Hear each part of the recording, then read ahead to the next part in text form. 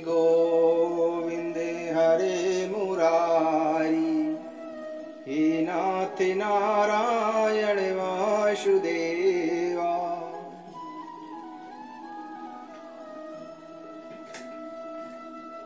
नारद युधिष्ठिर संवाद और जय विजय की कथा। राजा परीक्षित ने पूछा कि भगवान तो सारे स्वभाव से ही भेदभाव से रहित हैं, सम हैं, समस्त प्राणियों के प्रिय और सुहृद हैं। फिर उन्होंने जैसे कोई साधारण मनुष्य भेदभाव से अपने मित्र का पक्ष ले और शत्रुओं को अनिष्ट करे, उसी प्रकार इंद्र के लिए दैत्यों का वध क्यों किया? वे स्वयं परिपूर्ण कल्याण स्वरूप हैं, इसलिए उन्हें देवताओं से कुछ लेना देना नहीं है तथा निर्गुण होने के कारण दैत्यों से कुछ वैर विरोध और उद्वेग भी नहीं है। भगवत प्रेम के सौभाग्य से संपन्न महात्मन, हमारे चित्त में भगवान के समत्व आदि गुणों के संबंध में बड़ा भारी संदेह हो रहा है। आप कृपा करके उसको मिटाइए। श्री सुखदेव जी ने कहा कि महाराज, भगवान के अद्भुत चरित्र के संबंध में तुमने बड़ा ही सुंदर प्रश्न किया है, क्योंकि ऐसे प्रसंग प्रहलाद आदि भक्तों की महिमा से परिपूर्ण होते हैं, जिसके श्रवण से भगवान की भक्ति बढ़ती है। इस परम पुण्य में प्रसंग को नारद आदि महात्मागण बड़े प्रेम से गाते रहते हैं। अब मैं अपने पिता श्री कृष्ण द्वैपायन मुनि को नमस्कार करके भगवान की लीला कथा का वर्णन करता हूँ। वास्तव में भगवान निर्गुण, अजन्मा, अव्यक्त और प्रकृति से परे हैं। ऐसा होने पर भी अपनी माया के गुणों को स्वीकार करके वे बाध्य बाधक भाव को अर्थात मरने और मारने वाले दोनों के परस्पर विरोधी रूपों को ग्रहण करते हैं। सत्वगुण, रजोगुण और तमोगुण ये प्रकृति के गुण हैं, परमात्मा के नहीं हैं। परीक्षित, इन तीनों गुणों को भी एक साथ ही घटती बढ़ती नहीं होती। भगवान समय समय के अनुसार गुणों को स्वीकार करते हैं। सत्व गुण की वृद्धि के लिए समय देवता और ऋषियों का, रजोगुण की वृद्धि के समय दैत्यों का और तमोगुण की वृद्धि के समय वे यक्ष एवं राक्षसों को अपनाते और उनका अबुद्ध करते हैं।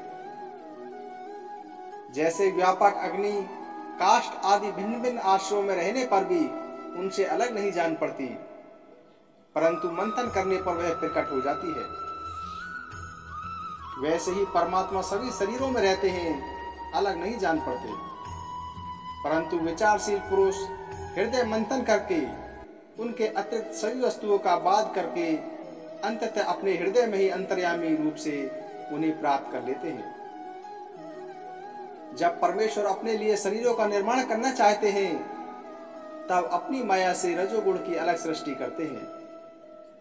जब वे विचित्र योनियों में रमण करना चाहते हैं, तब सत्व गुण की सृष्टि करते हैं, और जब वे शयन करना चाहते हैं, तब तमोगुण को बढ़ा देते हैं। परीक्षित, भगवान सत्य संकल्प हैं। वे ही जगत की उत्पत्ति के निमित्त भूत, प्रकृति और पुरुष के सहकारी एवं आश्रय काल की सृष्टि करते हैं। इसीलिए वे काल के अधीन नहीं, काल ही उनके अधीन है। राजन, ये काल स्वरूप ईश्वर जब सत्व गुण की वृद्धि करते हैं, तब सत्व में देवताओं का बल बढ़ाते हैं, और तभी वे परम यशस्वी देव प्रिय परमात्मा देव विरोधी रजोगुणी एवं तमोगुणी दैत्यों का संहार करते हैं। वस्तुतः वे शमी है। राजन, इसी विषय में देवर्षि नारद ने बड़े प्रेम से एक इतिहास कहा था। यह उस समय की बात है जब राजसूय यज्ञ में तुम्हारे दादा युधिष्ठिर ने उनसे इस संबंध में एक प्रश्न किया था। उस महान राजसूय यज्ञ में राजा युधिष्ठिर ने अपनी आंखों के सामने बड़ी आश्चर्यजनक घटना देखी कि चेदी राज शिशुपाल सबके देखते ही देखते भगवान श्री कृष्ण में समा गया। वहीं देवर्षि नारद भी बैठे हुए थे। इस घटना से आश्चर्यचकित होकर राजा युधिष्ठिर ने बड़े बड़े मुनियों से भरी हुई सभा में उस यज्ञ मंडप में ही देवर्षि नारद जी से यह प्रश्न किया। युधिष्ठिर ने पूछा कि अहो, यह तो बड़ी विचित्र बात है कि परम तत्व भगवान श्री कृष्ण में समा जाना तो बड़े बड़े अनन्य भक्तों के लिए भी दुर्लभ है, फिर भगवान से द्वेष करने वाले शिशुपाल को यह गति कैसे मिली? नारद जी, इसका रहस्य हम सभी जानना चाहते हैं। पूर्व काल में भगवान की निंदा करने के कारण ऋषियों ने राजा वेन को नरक में डाल दिया था। यह दमघोष का लड़का पापात्मा शिशुपाल और द्रुपदी दंतवत्ते दोनों ही जब से तुतलाकर बोलने लगे थे, तब से अब तक भगवान से द्वेष ही करते रहे हैं। अविनाशी परम ब्रह्म भगवान श्री कृष्ण को ये पानी पी पी कर गाली देते रहते हैं, परंतु इसके फलस्वरूप न तो इनकी जीभ में भी कोढ़ ही हुआ है और न ही इन्हें घोर अंधकार में नरक की प्राप्ति हुई है। प्रत्युत जिन भगवान की प्राप्ति अत्यंत कठिन है, उन्हीं में ये दोनों सबके देखते ही देखते अनायास ही लीन हो गई। इसका क्या कारण है? हवा के झोंके से लड़खड़ाती हुई दीपक की लौ के समान मेरी बुद्धि इस विषय में बहुत आगा पीछा कर रही है। आप सर्वज्ञ हैं, अतः इस अद्भुत घटना का रहस्य समझाइए। श्री सुखदेव जी कहते हैं, सर्व समर्थ देवर्षि नारद राजा के प्रश्न सुनकर बहुत प्रसन्न हुए। उन्होंने युधिष्ठिर को संबोधित करके भरी सभा में सबके सुनते हुए यह कथा कही। नारद जी ने कहा कि युधिष्ठिर, निंदा, स्तुति, सत्कार और तिरस्कार इस शरीर के ही तो हेतु हैं। निंदा, स्तुति, सत्कार और तिरस्कार इस शरीर के ही तो होते हैं। इस शरीर की कल्पना प्रकृति और पुरुष का ठीक ठीक विवेक न होने के कारण ही हुई है। जब इस शरीर को ही अपना आत्मा मान लिया जाता है, तब यह मैं हूं और यह मेरा है ऐसा भाव बन जाता है। यही सारे भेदभाव का मूल है। इसी के कारण ताड़ना और दुर्वचनों से पीड़ा होती है। जिस शरीर में अभिमान हो जाता है कि यह मैं हूं, उस शरीर के वध से प्राणियों को अपना वध जान पड़ता है। किंतु भगवान में तो जीवों के समान ऐसा अभिमान है नहीं, क्योंकि वे सर्वात्मा हैं, अद्वितीय हैं। वे जो दूसरों को दंड देते हैं, वह भी उनके कल्याण के लिए ही, क्रोधवश अथवा देववश नहीं। तब भगवान के संबंध में हिंसा की कल्पना तो की ही कैसे जा सकती है। इसीलिए चाहे स्तुण वैर भाव से या वैरहीन भक्ति भाव से, भय से, स्नेह से अथवा कामना से, कैसे भी हो, भगवान में अपना मन पूर्ण रूप से लगा देना चाहिए। भगवान की दृष्टि से इन भावों में कोई भेद नहीं है। युधिष्ठिर, मेरा तो ऐसा दृढ़ निश्चय है कि मनुष्य वैर भाव से भगवान में जितना तन्मय हो जाता है, उतना भक्ति योग से नहीं होता। भृंगी कीड़े को लाकर भीत पर अपने छिद्र में बंद कर देता है। भृंगी कीड़े को लाकर भीत पर अपने छिद्र में बंद कर देता है और वह भय तथा उद्वेग से भृंगी का चिंतन करते करते उसके जैसा ही हो जाता है। यही बात भगवान श्री कृष्ण के संबंध में भी है। लीला के द्वारा मनुष्य से मालूम पड़ते हुए ये सर्वशक्तिमान भगवान ही तो हैं। इनसे वैर करने वाले भी इनका चिंतन करते करते पाप रहित होकर इन्हीं को प्राप्त हो गए। एक नहीं अनेकों मनुष्य काम से, द्वेष से, भय से और स्नेह से अपने मन को भगवान में लगाकर एवं अपने सारे पाप धोकर उसी प्रकार भगवान को प्राप्त हुए हैं जैसे भक्त भक्ति से। महाराज, गोपियों ने भगवान से मिलन के तीव्र काम अर्थात प्रेम से, कंस ने भय से, शिशुपाल आदि राजाओं ने द्वेष से, यदुवंशियों ने परिवार के संबंध से, तुम लोगों ने स्नेह से और हम लोगों ने भक्ति से अपने मन को भगवान में लगाया है। भक्तों के अतिरिक्त जो 5 प्रकार के भगवान का चिंतन करने वाले हैं, उनमें से राजा वैन की तो किसी में गणना नहीं होती, क्योंकि उसने किसी भी प्रकार से भगवान में मन नहीं लगाया था। सारांश यह है कि चाहे जैसे भी हो, अपना मन भगवान श्री कृष्ण में तन्मय कर देना चाहिए। महाराज, फिर तुम्हारे मौसेरे भाई शिशुपाल और दंतवृक्क दोनों ही विष्णु भगवान के मुख्य पार्षद थे।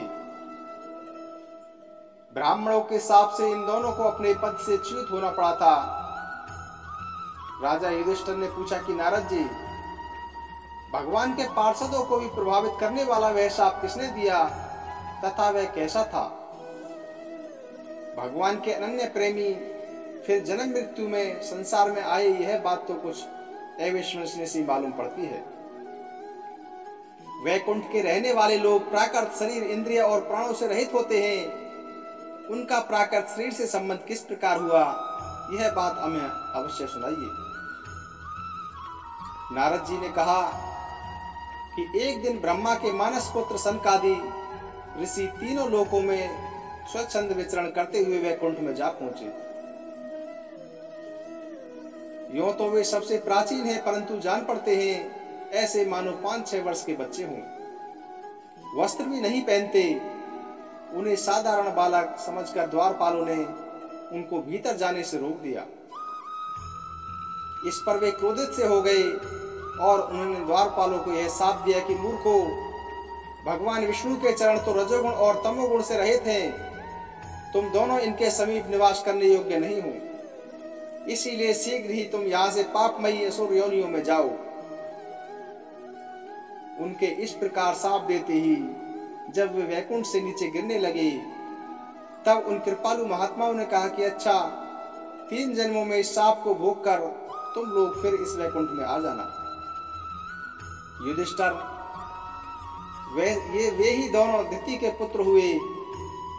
उनमें बड़े का नाम हिरण्याकशिपु था और उसमें छोटे का नाम हिरण्याक्ष था।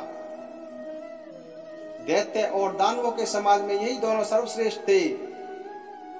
विष्णु भगवान ने नरसिंह का रूप धारण करके हिरण्याकशिपु को और पृथ्वी का उद्धार करने के समय वारा अवतार ग्रहण करके हिरण्याक्ष को मारा।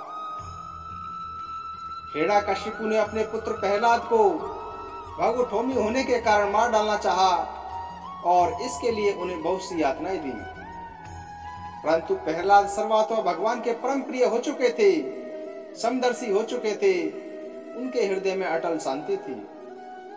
भगवान के प्रभाव से वे सुरक्षित थे, इसलिए तरह तरह से चेष्टा करने पर भी हिरण्याकशिपु उनको मार डालने में समर्थ नहीं हुआ। युधिष्ठिर, वे ही दोनों विश्वामुनि के द्वारा केकसी के गर्भ से राक्षसों के रूप में पैदा हुए। उनका नाम था रावण और कुंभकर्ण। उनके उत्पातों से सब लोगों में आग सी लग गई थी। उस समय भी भगवान ने उन्हें शाप से छुड़ाने के लिए राम रूप से उनका वध किया।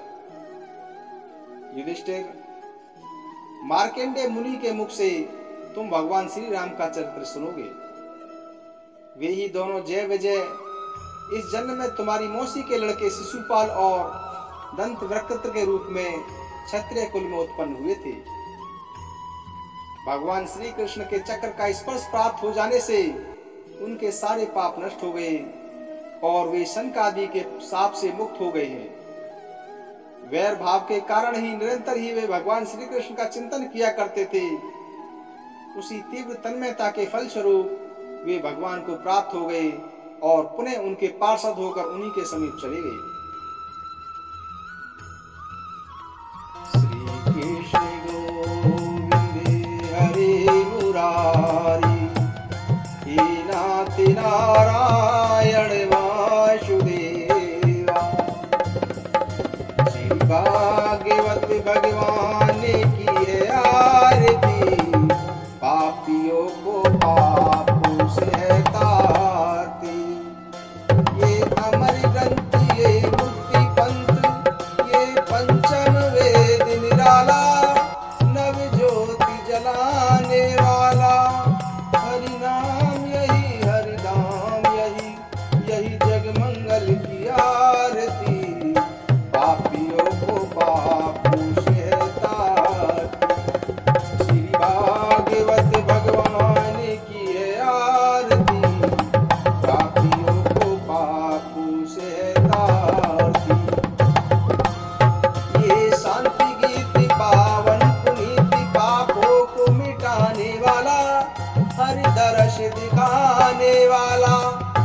है सुख करनी यह दुख हरनी, श्री मधुसूदन की आरती, पापियों को पापों से है तारती।